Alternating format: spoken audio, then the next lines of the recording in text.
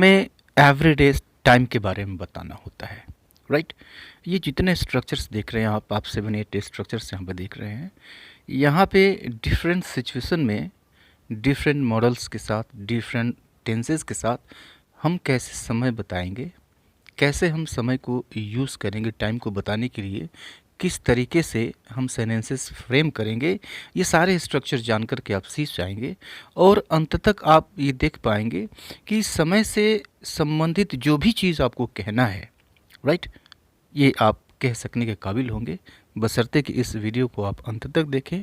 So let us start the video. तो जब आपको ये बताना होता है कि किसी काम को करने में कितना समय लगता है, या फिर कितना समय लगा, या फिर कितना समय लगना चाहिए, या कितना समय लगेगा, या फिर कितना समय लग गया है, एट्सेट्रा एट्सेट्रा, राइट। तो ऐसी कंडीशन में आप इंट्रोडक्टरी सब्जेक्ट इट का यूज़ करते हैं, राइट। तो ये सारे स्ट्रक्चर्स आप देख रहे हैं कि इट पर बेस्ड हैं, सारे के सारे इट पर बेस्ड हैं, क्योंकि हम टाइम को इट की सहायता से एक्सप्रेस करते हैं। तो हम फर्स्ट स्ट्रक्चर लेते हैं, it takes plus object plus time plus full infinitive, right. तो एक चीज़ तो समझ लीजिए कि जो सब्जेक्ट होगा वो इट होगा, राइट। और ऑब्जेक्ट, ऑब्जेक्ट क्या होगा? ऑब्जेक्ट वह होगा जो कि समय, किसी काम को करने के लिए समय लेगा, जो समय लेगा, यह प्रायः इंसान होगा, राइट। तो जो समय लेगा वह ऑब्जेक्ट होगा, राइट। उसके बाद से हम टाइम यूज़ करते हैं, उसके बाद से फुल इन्फिनिटिव, यानी जो काम करने में समय लगता है, राइट, जो काम किया जाएगा उसको हम इन्फिनिटिव के फॉर्म में रखेंगे, यानी टू रखेंगे और वर्ब की फर्स्ट फॉर्म रखेंगे। आइए देखते हैं इसको। जैसे it takes me an hour to go to the office, it takes me an hour to go to the office, यानी मुझे ऑफिस जाने में 1 घंटे लगते हैं, राइट, 1 घंटे लगते हैं। तो सिंपली आप देख रहे हैं कि स्ट्रक्चर पर रखा गया है सब्जेक्ट इट और उसके बाद से टेक्स, चूँकि प्रेजेंट इंडेफिनिट है तो इट टेक्स, और किसको लगता है? ये ऑब्जेक्ट है, मुझे लगता है।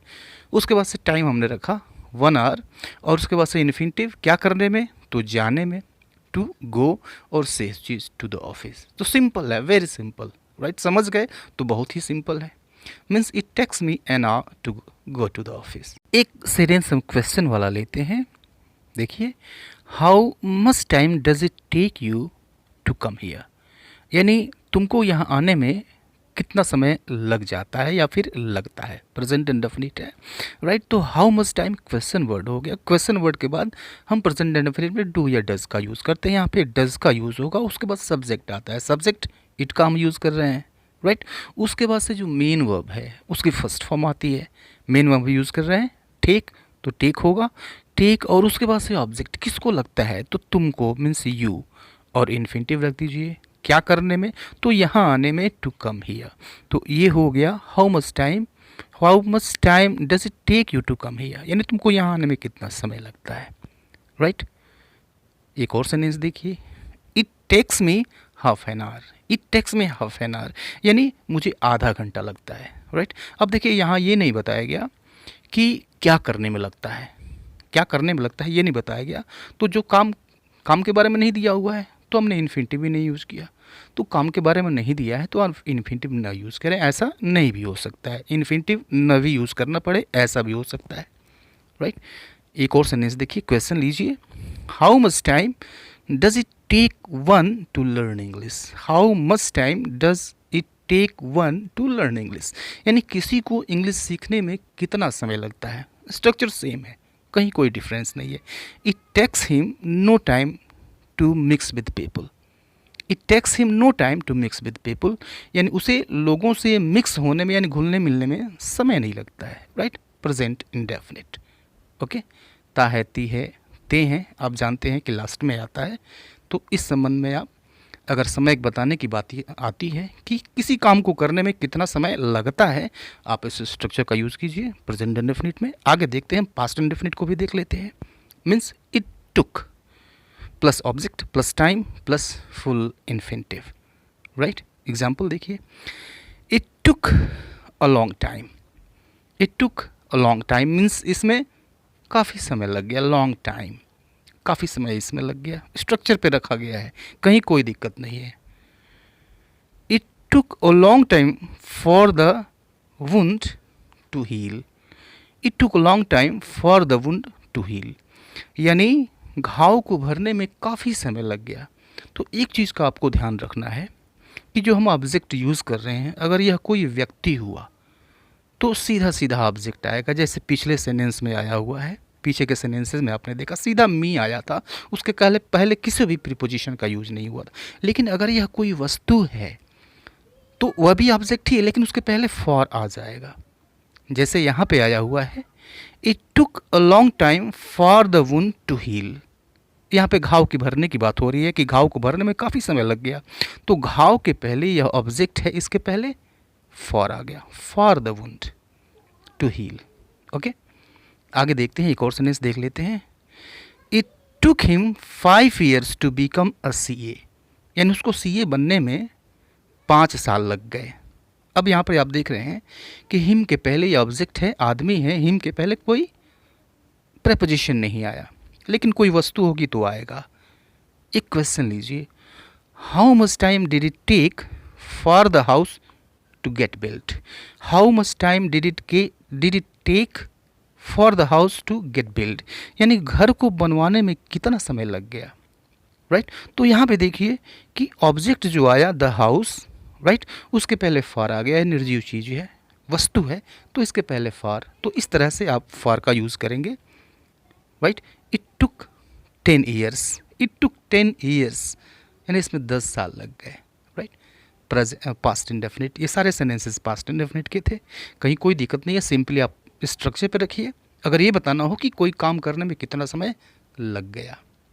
ओके, नेक्स्ट यूज हम देखते हैं, इट विल टेक, यानी फ्यूचर इंडेफिनिट।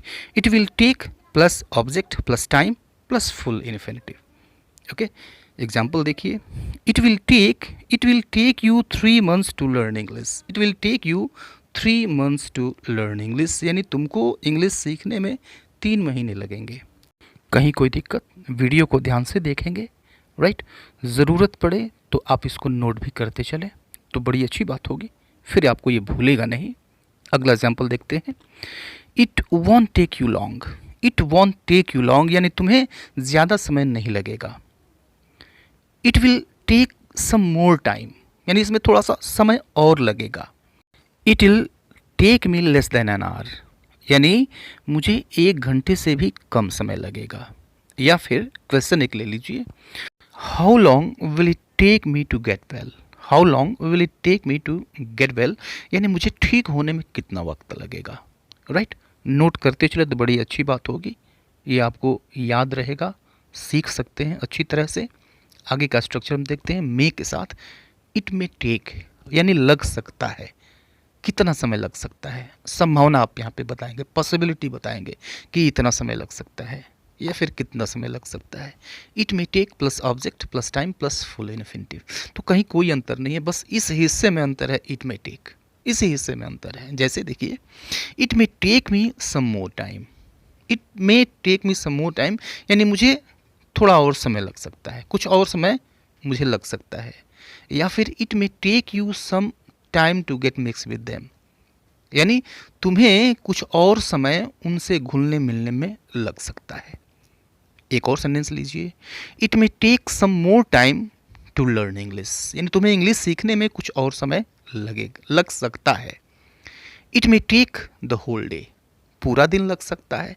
तो संभावना आप बता रहे हैं, पॉसिबिलिटी बता रहे हैं। जहाँ भी आप पॉसिबिलिटी बताएं कि इतना लग सकता है, उतना लग सकता है, पूरा दिन लग सकता है, आधा घंटा लग सकता है, तो सिंपली आप इस स्ट्रक्चर का यूज़ करते हैं।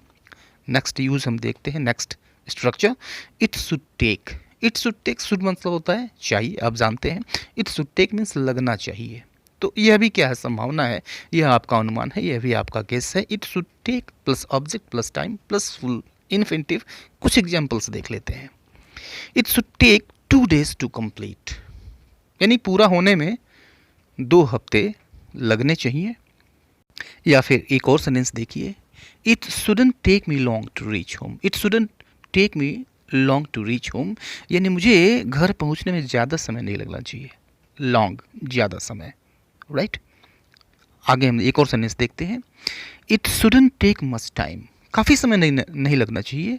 How much time should it take you to do it, यानी तुम्हें इसको करने में कितना समय लगना चाहिए, तुम्हारा अनुमान क्या है, तुम्हारा गेस क्या है, तुम्हारा क्या अंदाज़ा है कि कितना समय लगना चाहिए। तो जहाँ भी लगना चाहिए इस तरह की बात बतानी हो समय के बारे में, टाइम के बारे में, इस स्ट्रक्चर का यूज़ करते हैं। नेक्स्ट यूज हम देखते हैं स्ट्रक्चर इट मस्ट टेक।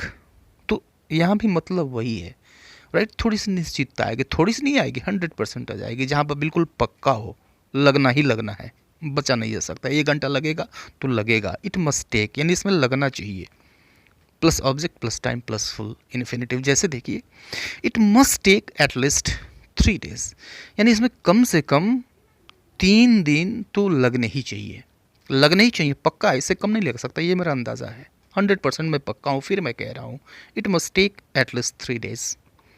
या फिर it must take you 3 months to learn English, right. यानी तुम्हें अंग्रेजी सीखने में 3 महीना तो लगना ही चाहिए, 3 महीना तो लग ही जाएगा, ये बिल्कुल पक्का है, राइट। या फिर it must take 2 days to reach there, यानी वहाँ पे पहुँचने में 2 दिन तो अवश्य ही लग जाएंगे, ज़रूर ही लगने चाहिए।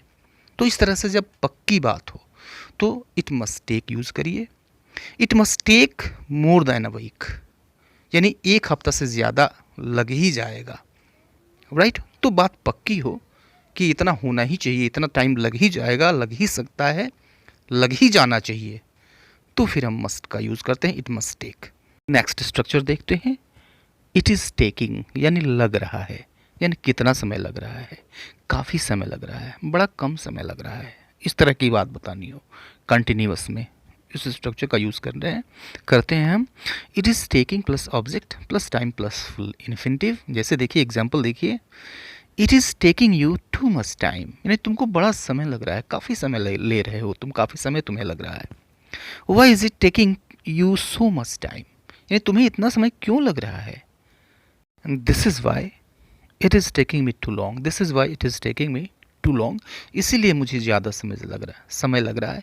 तो मैं नौसिखिया हूँ, I am very new to this profession, right. Last one sentence लीजिए एक, it is taking him too long, it is taking him too long, यानी उसे लंबा समय लग रहा है, उसे काफ़ी ज़्यादा समय लग रहा है।